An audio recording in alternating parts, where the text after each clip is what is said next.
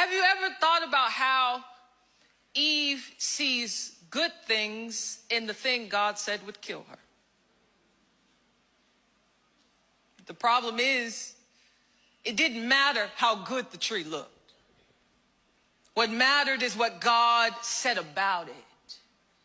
So let's get practical. We are in a culture that will make you believe that you have the right to decide what goodness is. That if it's fun, it must be good. If it's pleasurable, it must be good. If it doesn't harm anybody, it must be good. What if it harms God? We never ask that question. What if it grieves God's spirit? And the problem is that the only person in heaven and on earth who has the right, the authority to decide what is good and what isn't good is God. Why? Because he's God. Also because he's good.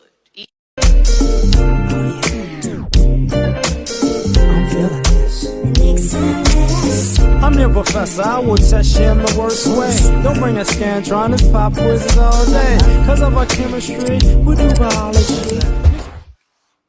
What's happening, fam? L.A.R. movement still moving. Subscriber die trying. Message. So, with all of the things that have been going on in social media, and let's just go with the past month, 2 months. We're not really asking the question or dealing with the question that this young pastor put forth. What if what you think is good ain't good? See, and this goes back to, you remember YOLO, you only live once or whatever, you get what I'm saying? Everybody, it went from, just live and be free and do whatever you want. It's not a big deal. And nobody asked that question like, okay, it doesn't hurt anybody, but yes, it does. Yes, it does. And the pastor was talking about, what if it hurts God? I'm going to just say this. I don't think people care if they hurt God. I don't think people care if they grieve God and hurt God's spirit, like, oh, we're not doing that. I don't think people care, because I don't think people think that they can be judged to the point that they can go to hell if they're a believer in God. I don't think most people go, you know what? If I keep doing this, I ain't going upstairs. I gotta stop. Or this ain't the right thing to do. I gotta stop. And the reason why I say that is because what you see is an overabundance of not just pleasure, but rebellion. And not just rebellion, not just pleasure and rebellion, but I would say neuroticism, or what would you call it? Short-term impulsiveness.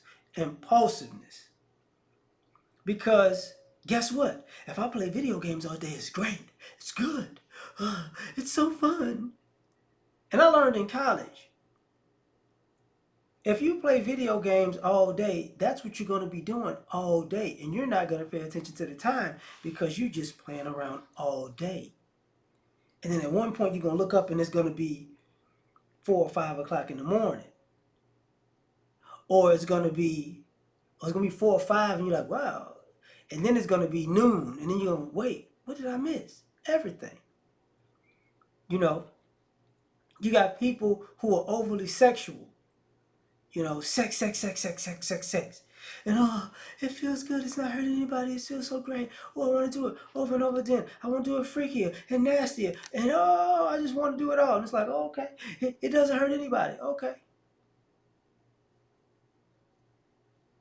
And then you wind up in all of these situations because of the sex you had that was supposed to hurt nobody, whether you wind up with STDs or kids that in bad relationships with the parent that you don't, you can't get along with, and families clashing. But hey, it's okay, right? And then people want to feel, you want to feel sorry for yourself, and people are like, no, no, no, no, no, you can't do that. You're on your own, buddy. Now, also,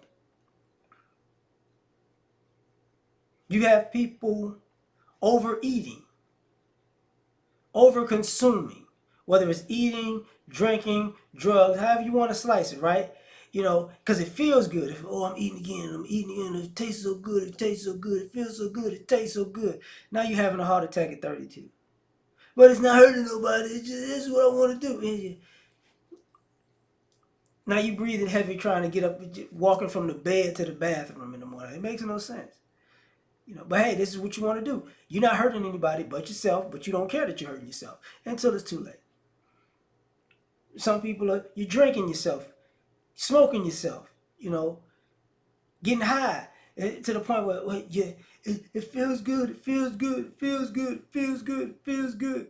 And then time goes by and you really got nothing for all of the feel goodery. Nothing.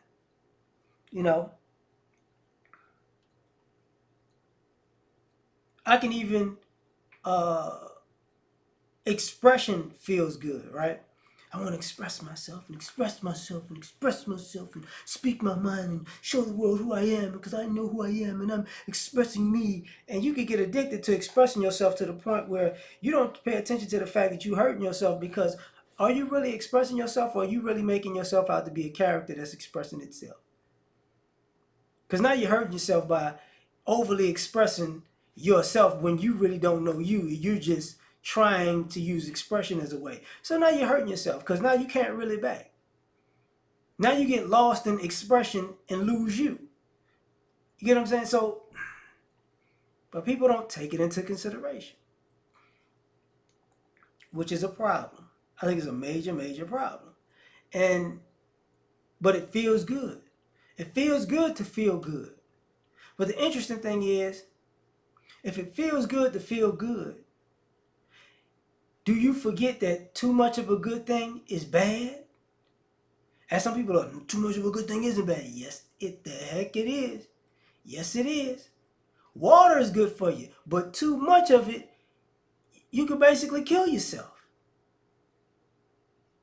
You see what I'm saying? Too much, and that's water.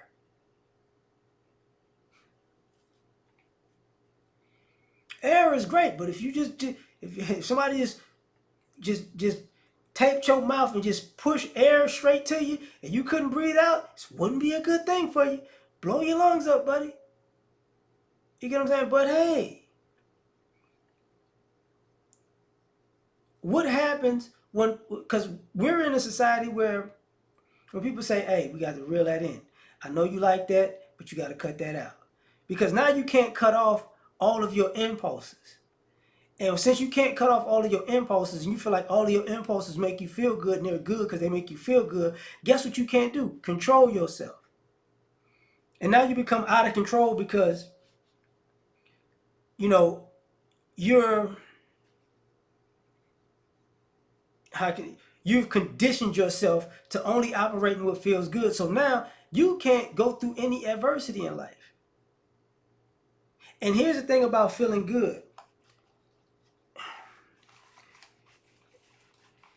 It's like chasing a dragon. And if y'all don't know what chasing a dragon is, that's like if a person's first high, their first high.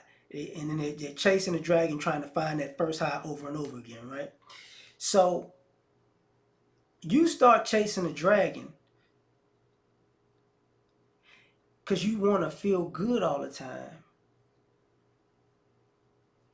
And because you want to feel good, you can't live good. Because you can't do the things that might not make you feel good in order to live good. You just and now you're wish and now you since I can't live good, I'm gonna just feel good. And then you get mad at watching other people live good while you're addicted to feeling good, and you can't marry the two. And the reason you can't marry the two is because you can't do things that make you feel uncomfortable. And you can't make yourself better unless you make yourself uncomfortable and do the uncomfortable things that need to be done, not the feel good things. So that's where we're at, you know. And using a biblical reference, all of the quote unquote saints and people that went to heaven, they had to do the uncomfortable things to be in God's presence, not the easy things, not the feel good things. The feel good people had to go. But tell me what you think. Like, share, subscribe, or die trying. Catch y'all on the next one. Peace. You ever been at the top of the universe? I'm gonna tell you that.